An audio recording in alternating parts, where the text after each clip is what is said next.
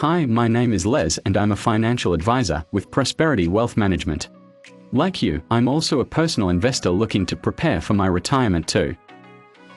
An investor is someone who buys an asset with the aim of creating an income or holding onto it to grow its value in the future. When you look at it that way, it's quite possible that you are already an investor too. If you are a paid worker in Australia, chances are that you are being paid superannuation and you are putting money into a superannuation fund. This super will be invested in shares, both Australian and international. So even though you may not have realized it, you are a share investor. And if some of that money is invested in fixed interest, term deposits or bonds, you are a fixed interest or bond investor. Likewise, if your super is invested in a listed property trust, either in Australia or internationally, or if you own an investment property outside of super, which is called a direct property investment, you receive rent, then you are a property investor. Even if you just have a bank savings account with money that is earning some interest, you also have cash investments, so you are a cash investor. So now you know the four main classes of investment: shares, both Australian and international; property, both listed and direct; fixed interest and bonds; and cash. Now, how can you buy these investments? If you look at shares, for example, outside of super, you can buy them directly through an online broker or share trading account or by using a stockbroker. But normally, you're only buying just a small slice of the pie. What you can also do is purchase shares or units in a managed fund.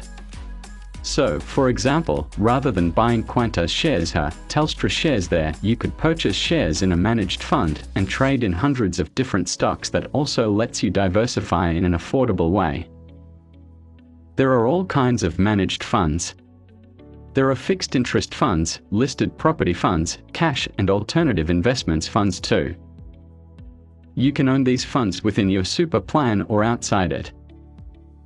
The class of investment you choose really depends on the level of risk you want to take and your goals.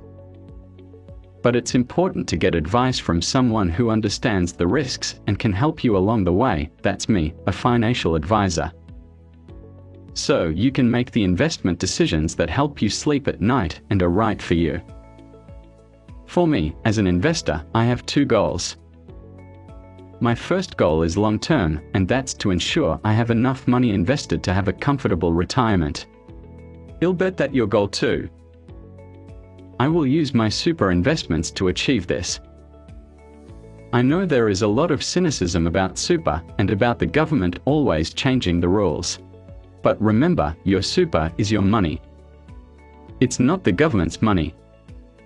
It's not your employer's money. It's your money.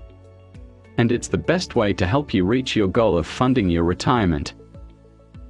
I'm in my 40s. And I salary sacrifice into my super. I've got a diversified mix of growth assets like Aussie shares, international shares and property, and I've got defensive assets like fixed interest, cash and bonds. My second goal is medium term, and that's to have some passive income, one I don't actually have to work for.